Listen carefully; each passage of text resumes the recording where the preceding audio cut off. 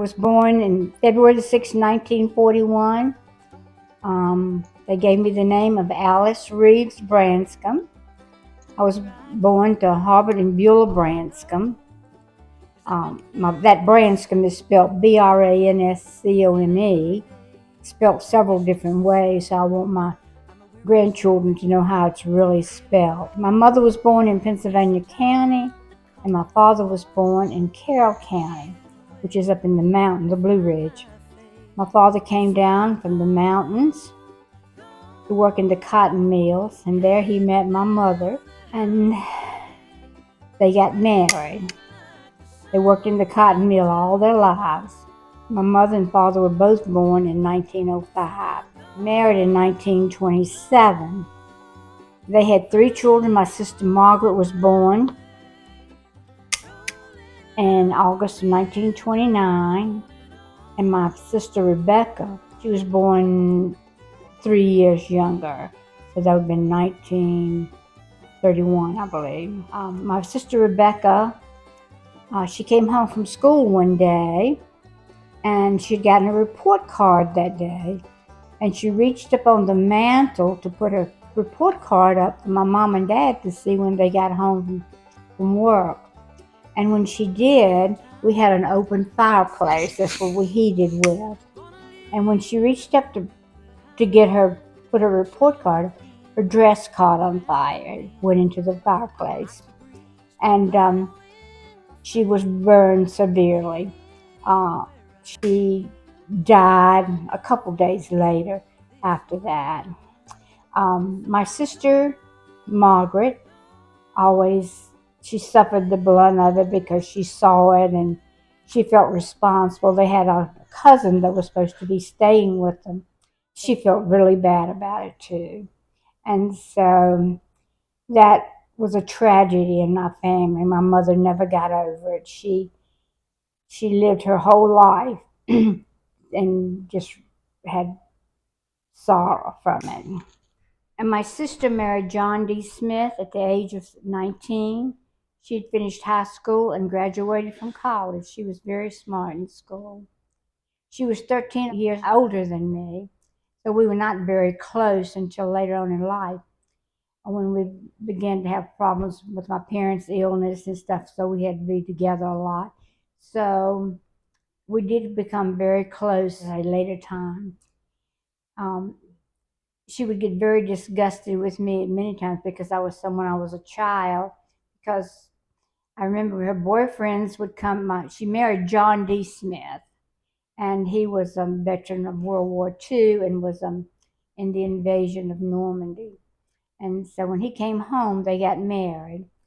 When she was dating, I used to hide behind the sofa and pick on her really bad. And when one of her boyfriends came home from the war one day, he bought her a bottle of Chanel No. 5, and I poured it out. And I really spilt it, I think. And she'd gone to work, and she'd bought this really nice nylon blouse, which was very popular then, and expensive. Nylon was very expensive. And I took a hot iron to it and burnt the whole front out of it. And she really was mad at me. I was a little hellion in her life. She went to work at First National Bank while in college and was there. She was still there when she finished. She was really smart in school. In 1947, she had her first child. His name was John Dudley Smith. I was 6 years old when he was born. Margaret worked hard always and had very good jobs. And then later on, she had another son, Edward Martin Smith. And Eddie had a shortage of oxygen when he was born, and he was born with birth defects on his right side. He could not walk very good, so he had to wear braces, and then he had a problem with his arm. And so life was not very good for him, but he always carried a lot of anger in him. So he made a lot of our lives miserable because he was always angry. He went through a lot of treatment to be able to walk, and people. He had a really good therapist that he worked on, and he was always an angry person. And he helped his family really responsible for his illness. My sister and him did everything they could to get him the help that he needed. And he went on to college, graduated from high school, went on to college, and he loved to do acting. And so he did a lot of acting, and he did several movies. He did a movie with Natalie Wood and Christopher Walken, and he did a lot of plays around Raleigh because that's where they live. It's around the Raleigh area. I felt sort of sorry for Ed because he had so much anger, especially for his family, and they had done so much for him. He died anyway. He was 65 years old. He died one Friday night, and my sister found him on Saturday morning with a massive heart attack. Her son John is living in Elizabeth City, North Carolina, and married to his college sweetheart, Joellen Reed. They never had children, but maybe John has a couple that he don't talk about. John was 6 years younger than me. Since my dad had worked in the mill, I stayed with my grandmother a lot. This was a very, very good time for me. My grandmother, I stayed with my mother's mother, Betty Mills. I was probably 3, 4, and 5 years old, and we had the most fun. We would walk downtown because she lived in the downtown area. We would walk and play, and she would play with me. And my mom and them would take me on Mondays and pick me up on Friday nights because they worked in the mill all day. My grandmother, we would take naps together and play games. And my most vivid memory of her was she loved watermelon, and I loved watermelon. And there was this old man that came down the street on a wagon and sold watermelons. And my grandmother would buy watermelons, and every afternoon we would have watermelon. She was fun, and I loved every minute being with her. She died when I was 6 years old with a heart attack. I still remember the good times we had. She was the only grandparent I had. My grandpa Mills died in 1930. His name was Sidney Martin Mills. My dad's mother, Rebecca Bolt Branscombe, she died when my dad was born. My grandfather, Harvard Branscombe, died around 1939, 1940, and that was before I was born. I had a step-grandmother, Annie Branscombe, which came down from the Blue Ridge after Grandpa died and lived close to us. I loved her very much. She loved Rusty and spent a lot of time helping me with him when he was first born. She had 3 children, William, Irene, and Bennett. I was sorry when I lost her. I was with her when she passed away. I had a great childhood, so full of fun. We were not poor, but we were not wealthy, by no means. But my mother and father did the best they could do, and that was all I needed. There were a lot of children around my neighborhood to play with. I was raised on the Martinsville Road, which is near Westover Drive. We had a big white house, and my mom and dad had built. Don't recall what year, but it was before I was born. It burnt down several years ago. Someone had bought it and it burned down. Across the street from my house, Westover Drive, which used to be Martinsville Road, there was a street called Baldwin Street. And on that street, I had lots of playmates. There were the Morris girls, and my mom and dad were still working in the mill. And in the mornings, I would get up and I would go down to the end of Baldwin Street where the Morris girls lived. There was 4 of them. One was named May, Ruth, Helen, and Edith. May was the oldest, and Ruth next in line. And so we were all 3 basically the same age. And in the mornings, like I said, I would go down the street. I don't know whether their mother, Reva, was supposed to be keeping me or not. But anyway, that's where I went every day. Their father he drank a lot and he was killed in a car wreck. So it was the four girls and their mother. When I got to their house in the morning, we would head for the woods. There was a spring in the woods, and they had a spring house, and we would play there all day, catching crawdads or whatever was in the water, and walk in the woods and playing with the sticks, and we just we just had a good time. It was their grandmother Boo lived at the end of the street, and we would play there at her house a lot. And in the fall, I remember she would kill hogs and make lard and cracklings. Cracklings would go into cornbread, and they said they were good. I never did eat the cracklings, but she did make meat skins. She fried the skin and made meat skins, which was very good. We always crunched. They were real crunchy, and we enjoyed eating those. And then we would take the hog bladder and blow it up and used it for a ball until it finally went down and we couldn't blow it up anymore. And I can remember one day it rained so hard and filled up a ditch in May's yard. And all of us got into that. The water was very deep because it had rained a lot. And we got in that ditch when it was full of water. It's a wonder we hadn't drowned because it was really deep. You could not tell who we were. We had red mud all over us. And Reva gave us all a whipping, and we deserved it. We would make bow and arrows out of tree limbs and all kinds of things we could do with a stick. We could really stay busy. And we were always into some mischief, and Reva would have to get the switch out. Back then, you got whippings, and if Reva was keeping me, she could whip me just like my mom and dad could. And they moved to California, and so I didn't see her for many, many years.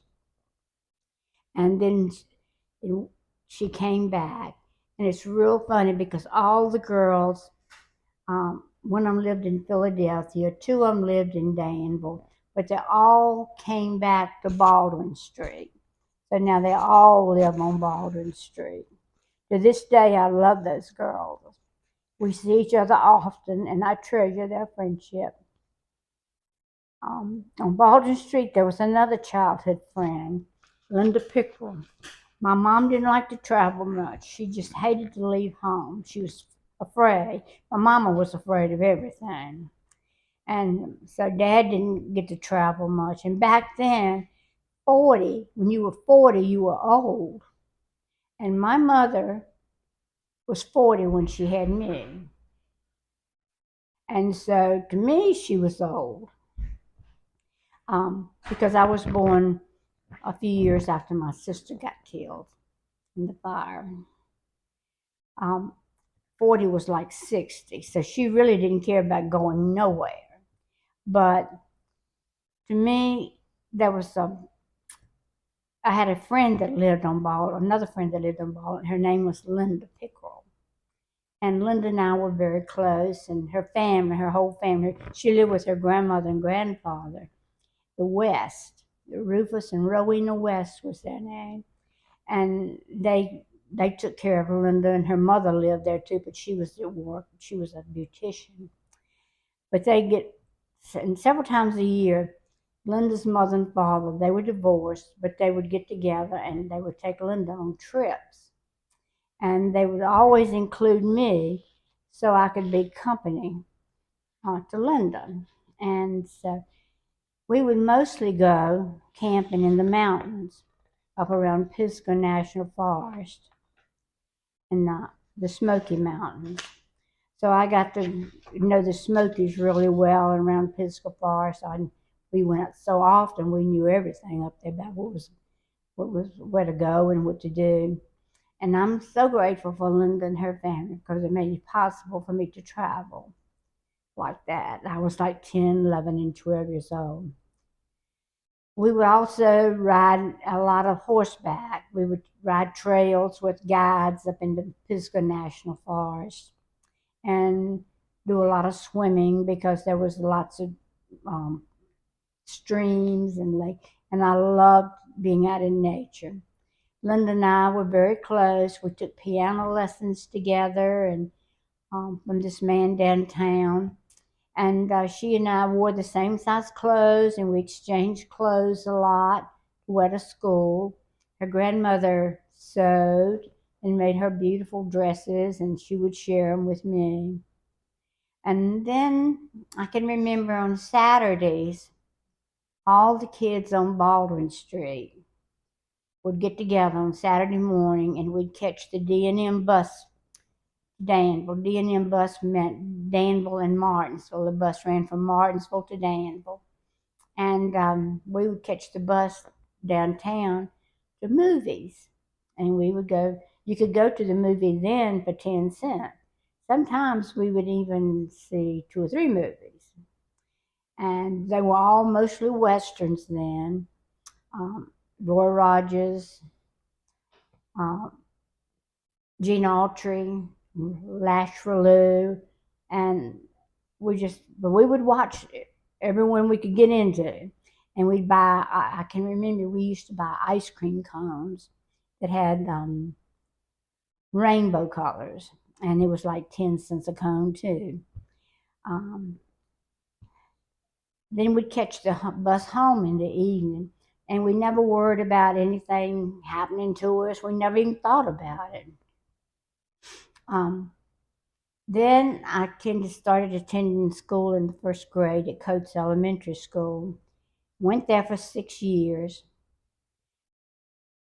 The Martinsville Road, where I lived, had finally been annexed into the city, and they transferred me to Schofield School um, in my middle school. So there I met my best friend, and we have been friends for 65 years. We talked about it the other night. Cletus Sage. And at Schofield School, we had lots of little boyfriends. Cletus and I stayed together a lot. We spent a lot of time going back and forth to each other's house, but mostly every night. Maybe sometimes not on the weekends, but we spent a lot of time together. And we were like 14, 15 years old at the time. And we could walk down to Schofield School from her house. My parents had built a smaller house next door to the big house I mentioned at the beginning, and rented out the big white house. And I can remember there was a lady in Norton, Virginia, that rented the house from us. She had wanted to come from Norton because she did not want, it was a coal mining town, and she didn't want her son to go into the coal mines because her husband had died from working in the coal mines. And so she invited, anyway, she moved here with some friends of hers, and they were the Stones, Reverend and Miss Stone. They were ministers and had been ministers in Norton, and they were very close friends. So when they moved to Danville, Miss Hall decided to come too, and she moved her and her son.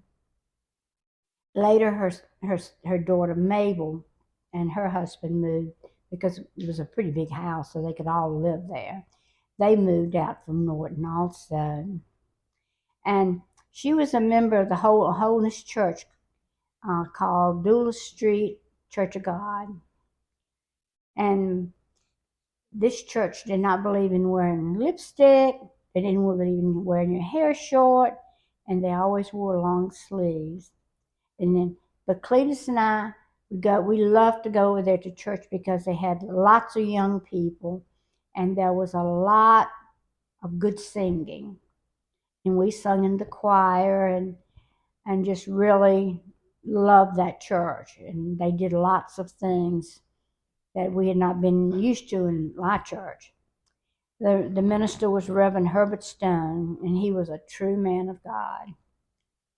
He and his wife had 4 boys and 1 daughter. The boys were like 16 to 20. And the oldest boy, not long after they moved here, he went to Lee College out in Tennessee, and he married before he went.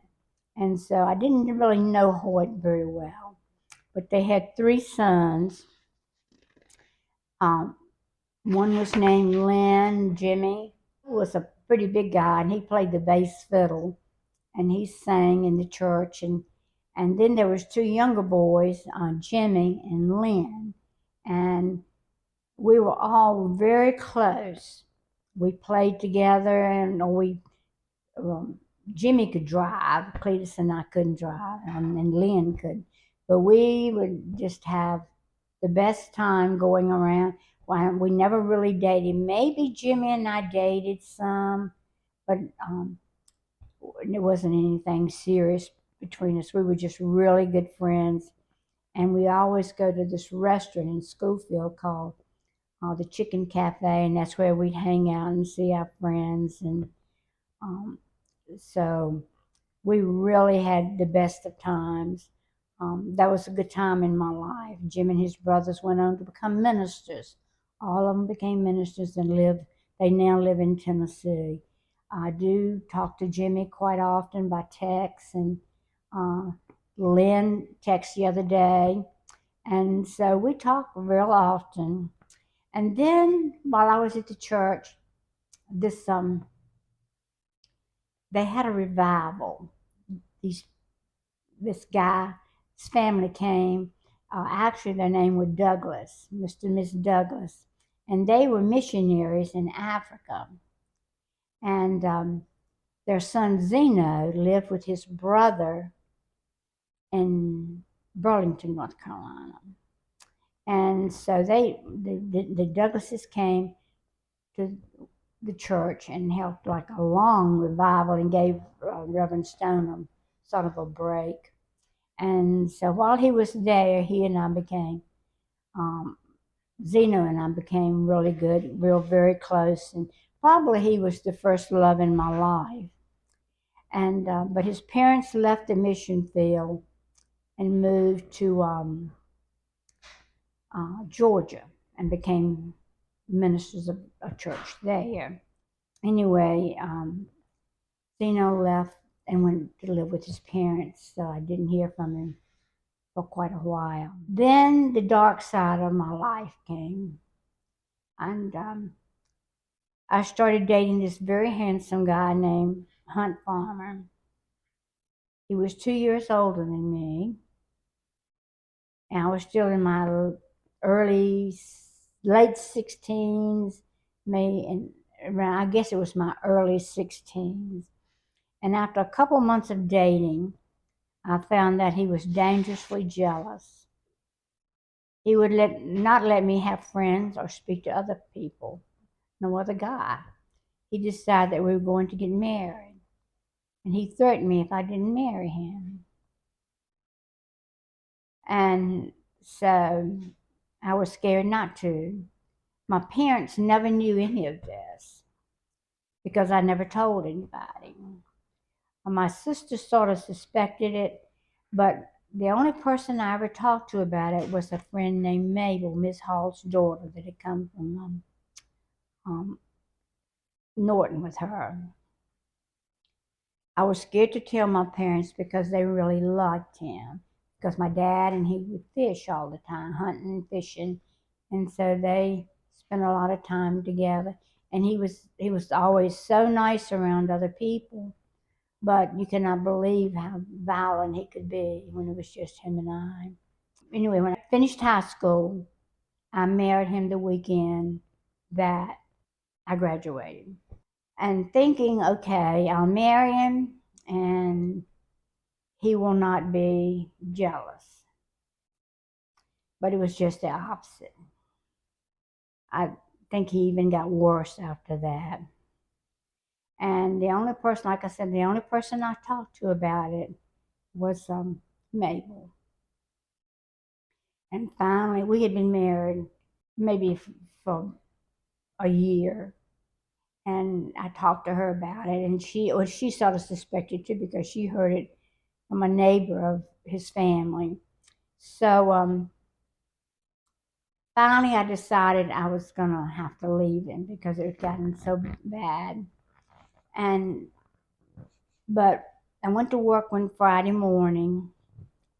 He took me to work, and we had some really good friends, and he's that we were supposed to go to the Richmond Fair with that weekend. And he told me when I got out of the car, he said, "Tell Mary and L.D. Bennett how I have really enjoyed their friendship because they were going with us to the fair." And so when I got out of the car and shut the door, and that evening about 4 o'clock, he worked for Sears and Roebuck, laying carpet and tile. And one of the gentlemen from Sears came to the store looking for me. And so when he found me and he told me, he said, "I need to talk to you." And I said, "Okay." And he told me that he had been in an accident laying some tile and that a buffer had exploded around him because he was using a solvent that was explodable, I guess explodable. And so he had gotten burnt. So he carried me to the hospital, and by the time I got there, my family was there. My mother, my sister, really. And anyway, he was burnt really bad, very bad. And they had him wrapped up like a mummy. And so anyway, he died later that night. And so, as bad as I hated that he died such a violent death, I was free at last. When I was 15, I went to work at the Belt Leggett store. I was in school, so I worked weekends and nights. When I finished school, I went to work full time. I loved my job there and met lots of people and friends and things at the store. I worked at the downtown store, which was one of the original stores in Virginia. And my boss was Mr. John Gibbs. I love Mr. Gibbs, and his son wound up staying in our house a lot when Rusty grew up. Um, but later on, I went to work in the marking and shipping department and receiving for Bill Brown. I helped open the North End store, and I worked there until I left to have Rusty. When Hunt died, I moved back home with my parents. I was 19, and it was a terrible shock, and I didn't know what to do and how to handle the death. I was so young. But my family did step up and help me get through it. He worked for Sears, and they paid all the expenses and took care of everything. With the money I got from workman's compensation and my Leggett salary, I bought me a brand new Chevrolet Impala. I'm going to stop here and tell you a little about my family. My mother's family were very quiet people. They were not very much fun. They were good people, but not very much fun. They never traveled. But every Sunday almost, we could look for them to come to our house. My mother was a very good cook. She loved to cook and entertain. She gave me many birthday parties. And so every Sunday, they would come to the house to have dinner or maybe even lunch. My Aunt Lizzie, she had a daughter about my same age. And we would spend some time together. And I'd go to her house and stay quite a bit. My Aunt Frances had 3 children, Vanna, Frankie Jean, and Oscar.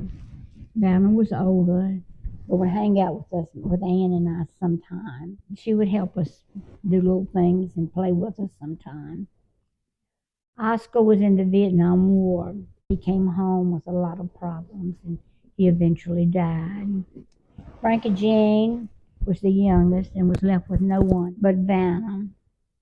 And Vanna had a son named Stuart Lee.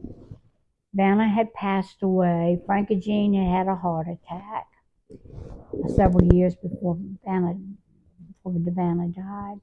And I can remember them coming to our house. Their father was an alcoholic, and sometimes he would get violent with them, and they would come and live with us. But then they would go back home. Frankie Jean had suffered a major heart attack, and somehow or another, I became her caretaker, and I took care of her until she died, which was not so many years ago. I had another cousin, Betty Lou. Betty Lou was my mama's brother Oscar's child. She was born just a couple months before her dad got killed playing baseball. And so we were not very close, but I do try to keep up with her occasionally. So I do call her and talk to her occasionally. Betty Lou are not really close, but you still keep in touch. Now, my dad's family was a different story. Fun was the name of their game. We spent a lot of time in the Blue Ridge Mountains around Buffalo Mountain. I remember my dad would come home from work in the mill, and he worked second shift, and he would come home at midnight, and we would load up even at midnight and go to the mountains. A lot of times it was very foggy, but we would somehow get there. And we'd always go to my Uncle Dave's. And no matter what time we got to Uncle Dave's, he would have a card game or a checker game going on. So they would wind up playing checkers and cards, whatever, all night long.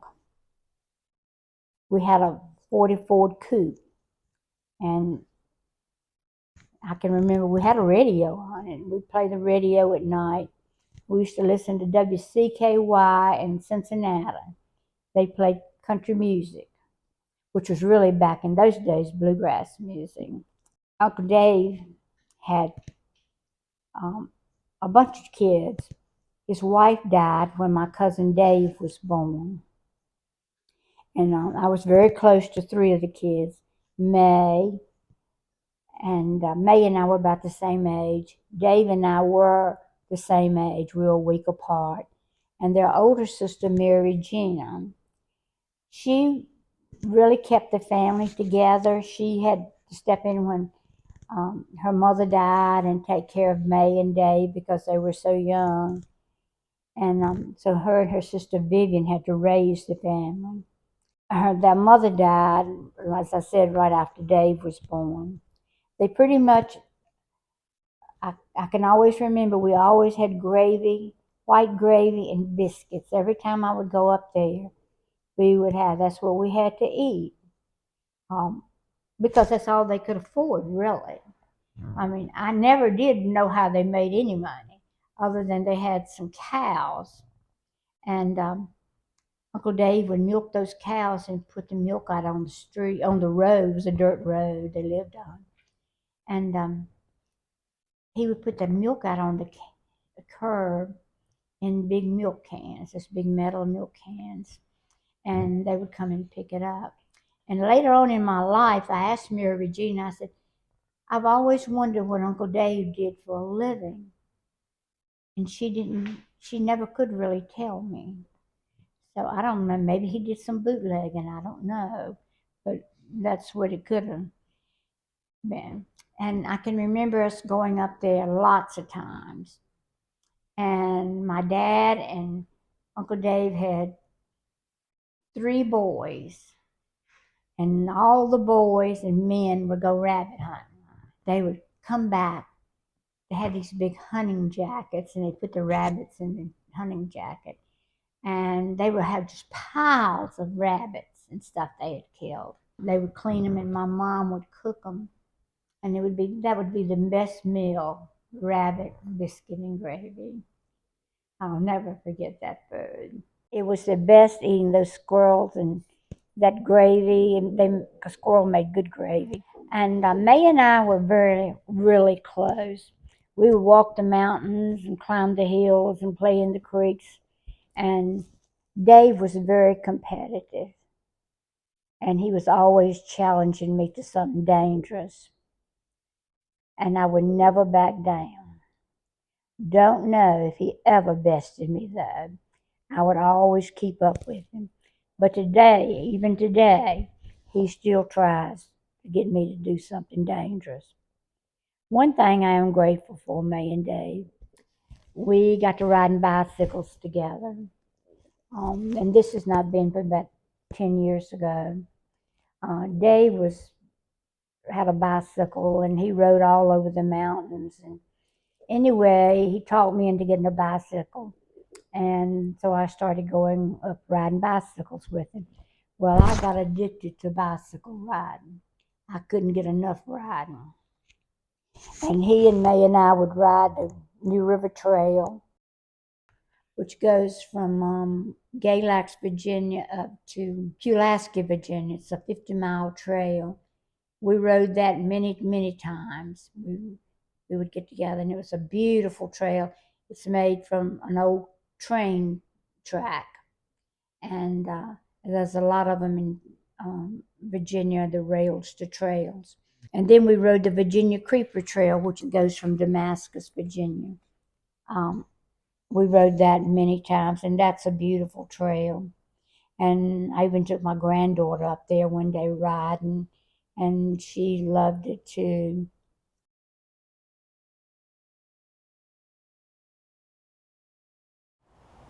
We, Dave and I and May would hike the Buffalo Mountain, and it was so beautiful, and we just enjoyed it so much. And I always said my spirit lived on the Buffalo Mountain. Um, Next, my dad had a brother who lived in Montana, and had several cousins live there. My Uncle Ike died, and my dad wanted me to take him out to Montana to the funeral. I had never met some of these people, so I was very anxious to go. After the funeral, my cousins Harbert wanted to take me go into the Sun Highway, which goes through the Rocky Mountains. From then on, I was hooked on Montana. The trip up we stopped by a wayside to see this beautiful waterfall. And he told me to get up on this wall and he would take my picture with the waterfall behind it. When I stepped on that wall, my feet slipped out from under me and I fell back into the waterfall. And the water was very cold because it was like November when we were there. And of course, it's much colder there. But anyway, I got hurt really bad, and I came home and I had pneumonia because, like I said, my clothes got soaking wet. And anyway, it was quite an ordeal for me. I'll never forget that time. I visited my cousins in Montana a lot after the year we went out to take my dad. I loved to go stay with my cousin Dorothy and Howard. And I loved them so much. We would fish in the Rockies and travel around. One of the most exciting things that I witnessed was one morning we were traveling up to this lake up in the Rockies, just out of Canada, to go to this fishing lake that was up there. And then we fished there quite a bit. And anyway, we were going up the mountain on this dirt road, and we went around a curve, and this will always stay in my mind. We came upon 5 wolves taking down an elk. And I'll never forget that. There was 2 black and 2 silver ones. And that was quite something to see. And I wish I could have gotten pictures of it, but my cousin's dog was sitting on my camera and I couldn't get it. While I was there one year, I learned to fly fish. I took fly fish lessons, and we did a lot of fly fishing, and so I carried that on through my life and enjoyed fly fishing up in the Blue Ridge. So one year I wanted to share my experiences in Montana with my granddaughter Joan Wynn, and I took her out, and we had a wonderful trip. Did a lot of horseback riding and rafting and different things like that and she got to meet my cousins in Montana. Another trip that I'll never forget is out there one year, my cousin had some church friends, and they invited me to go on a hike, on a horseback trip up into the Rockies to the Phi Towers. where people looked out for the fires. And so I couldn't wait to go on that trip. We were gone 3 days traveling up in the mountains by horseback, and that was quite an experience. Going up the mountains and around the edge of the mountains on the switchback trails was very exciting, but coming down was very scary. I got very scared coming down those mountains. Anyway, but I made it back and it was all fine. One other experience I had in the Rockies, once I invited my friend Robin Wells in Bridgewood to go with me on a trip out. And I always wanted to zip line. And so I happened to mention it to her. So she went down to the hotel lobby one day and signed us up for a zip line trip, which was out of Whitefish, Montana. And we went way up in the mountain to this ski lodge. And we got there, and anyway, before we started, several people had dropped out that had signed up for the trip. But we had to go up the mountain. We had to walk a long ways carrying these chains and our seat. And we walked so far, and then we'd take a ski lift, and we'd walk so far and take a ski lift. Finally, we got to the top, and by then we were both pretty scared, but we were going to do it. So we came down that mountain flying, and we hit this pad at the bottom of it that was quite scary. So that stopped us. I mean, that was how they stopped us from keeping on going. But anyway, that was quite an experience for me. I don't care to go ziplining anymore because I think I did the best trip I could take. 1 year after Hunt died, I started dating again. Dated quite a few people. But one weekend I went with a friend of Carl's, Ronnie Doss, to a NASCAR race in Charlotte. Carl came down and parked beside us, and that weekend I think Carl and I must have fell in love. We started dating. Ronnie was not happy about it because he and Carl lived together. He stalked us for a while but finally gave up. One rainy Sunday under an apple tree in his dad's yard, he asked me to marry him, and I said yes. We were married October the 7th, 1961, and we bought the little house my parents had built. And that's where we live. We always owned our own home, and he worked at Pepsi, and I was still at Leggett's. We had some hard times and struggles. We always made a way. So our life was happy. On June the 14th, Rusty came along, and that changed all of our lives. He was a blessing and a sweet baby. He was a little daredevil. When he was 3 years old, he rode his radio flower wagon down a hill, and it hurt him severely. We had to take him to the hospital, and they had to do surgery on him. He had a double hernia operation, and it bruised his lungs. I guess that was his first adventure. We did a lot of water skiing back then. We would go to the lake and heat his bottle on the exhaust of the boat motor, and he would sleep in the bottom of the boat. We had a place at Smith Mountain Lake, and he learned to swim. He had lots of friends there. We had a little place up there with Benny and Ellen Joe Powell and their son Dale and Benji. And we had friends Mac and Nancy Lyles and their son Mark, Matt, and Christopher. Today we're all still friends. We spent many hours water skiing and swimming and socializing. Carl and I were great skiers. We were very good slalom skiers. And he may have mentioned that he took barefoot, that he learned to barefoot and taught many kids how to barefoot. And that was a rarity back in those days. We would build pyramids, and they'd always send me to the top, and I had the farthest to fall. Carl spent many hours trying to learn how to barefoot, and but he got his barefoot patch at Cypress Gardens, and it was officially recorded. I'm sure Carl mentioned in his that we bought a boat business, and and how we accomplished it, how we acquired that. And I'm sure he told you about how racing days, boat racing. Well, I was so glad when that was over with. I did not like the boat racing days. It was not fun for us. We had to travel so much with young children.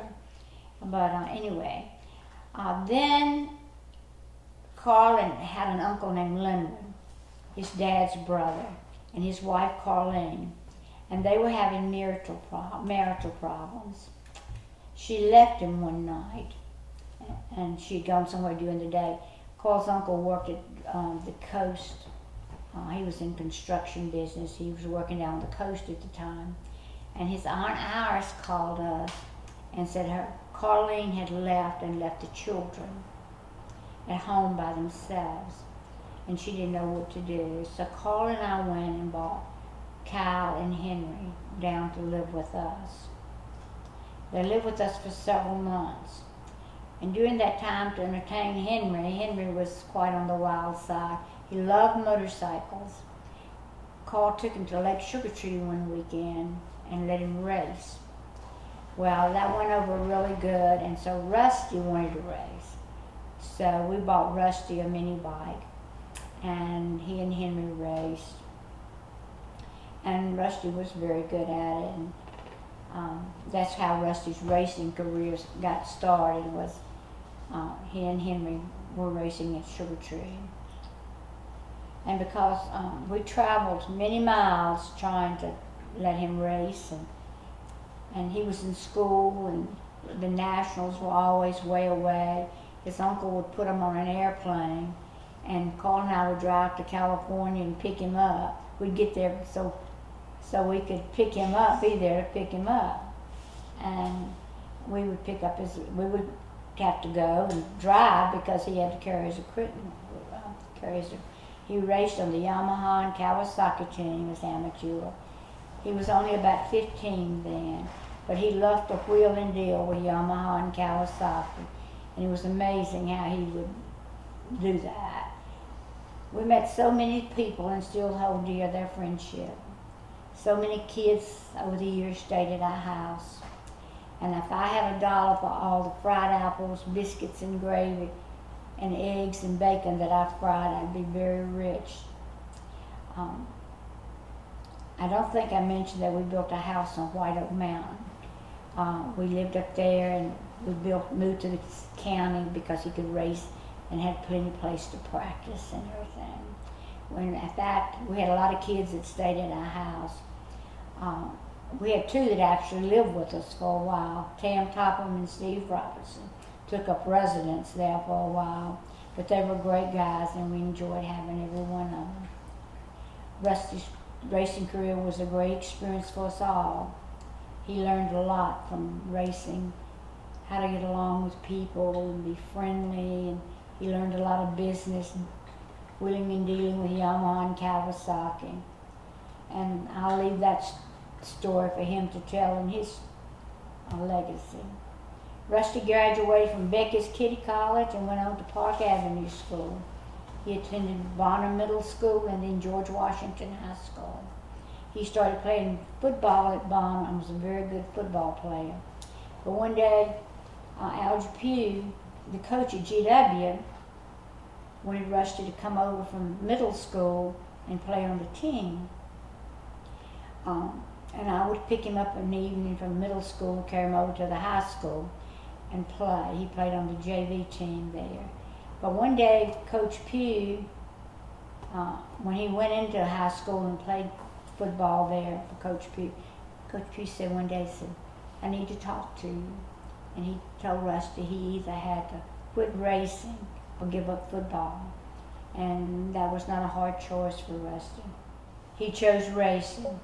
Rusty wanted to make a career in pro racing, and we had gone to the amateur nationals that year, and he had graduated that year. So while we were at the nationals, Kawasaki's had a couple that run their amateur program, and they're named, well, they were the Jordans, and they wanted Rusty to come to California and live with them and race.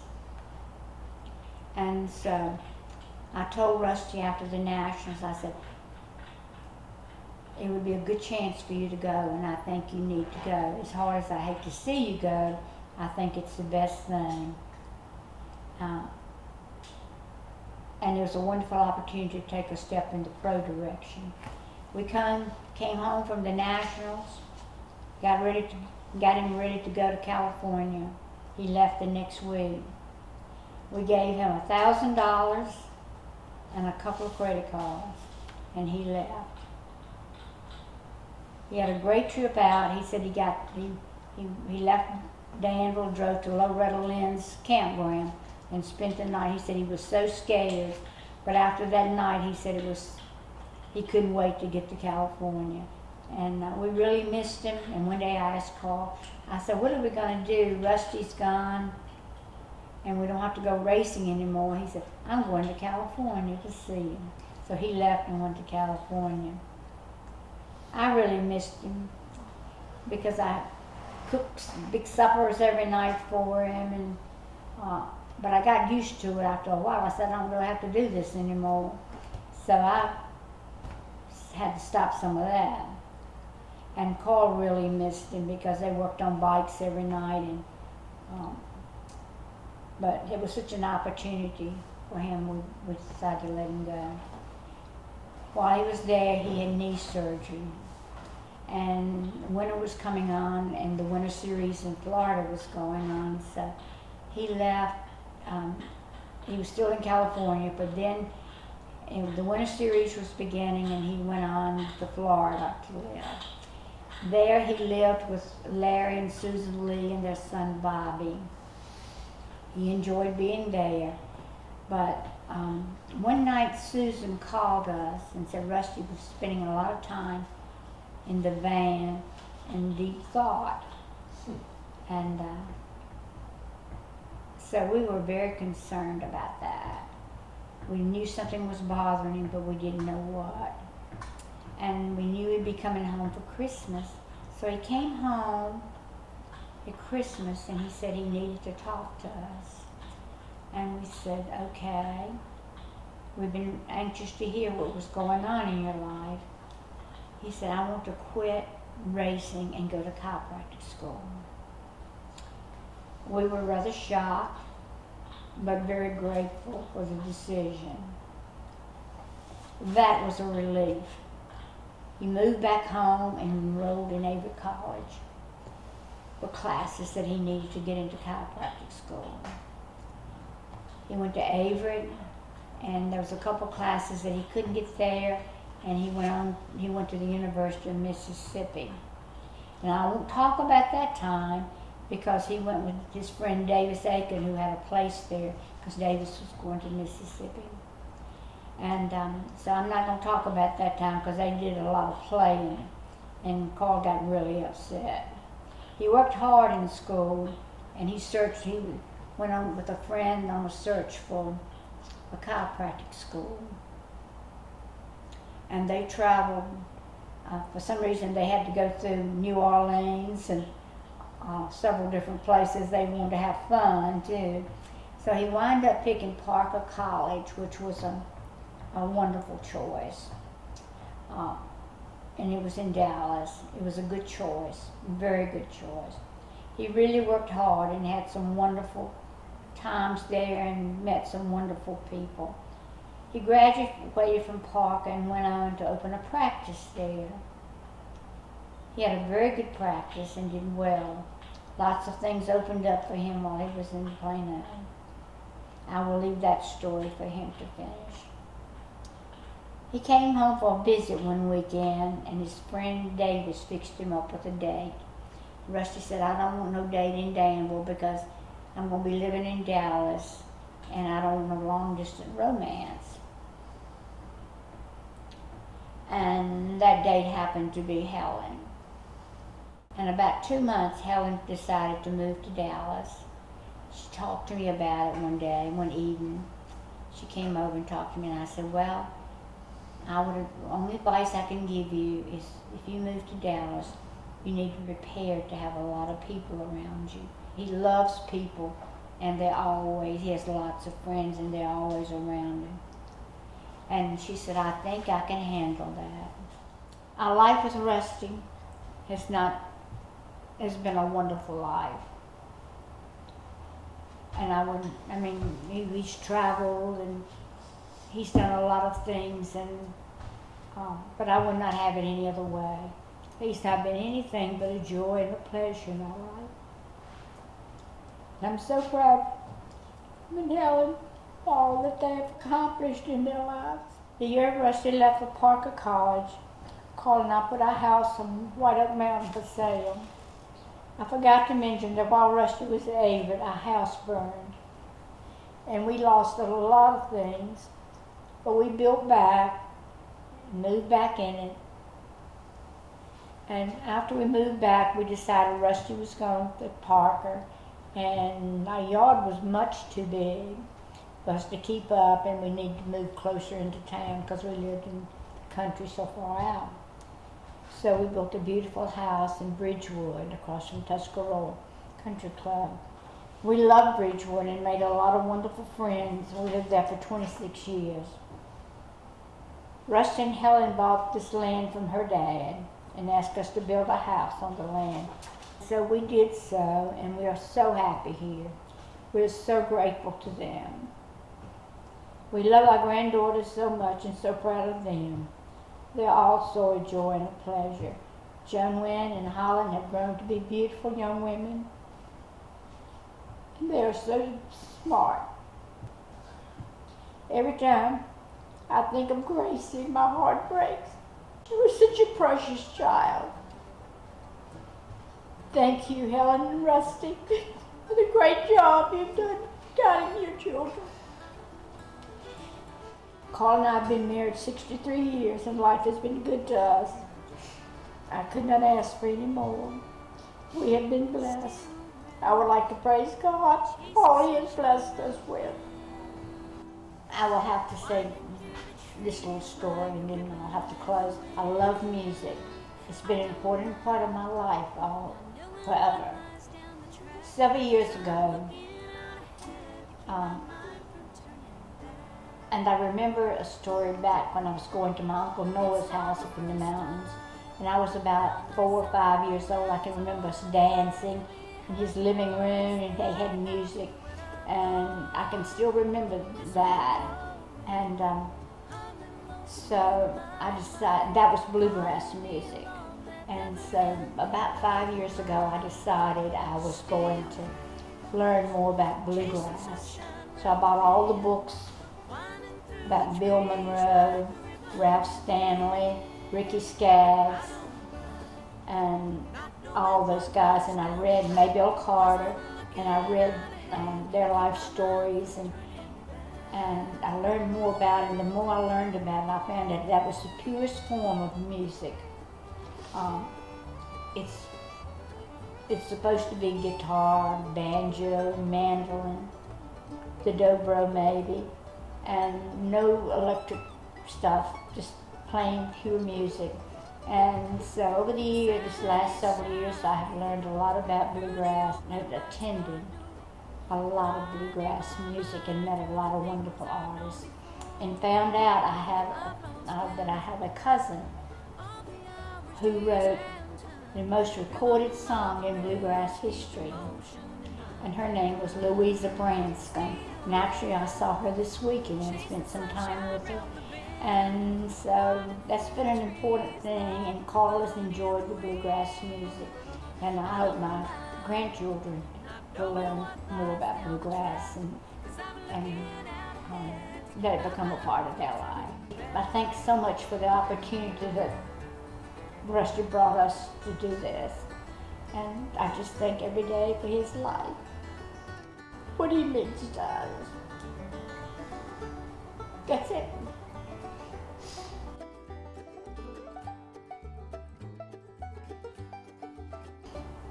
That I loved everybody and did the best I could to help them, and probably that. that's been an important part of my life, to help people and help others and just be a good mother and grandmother.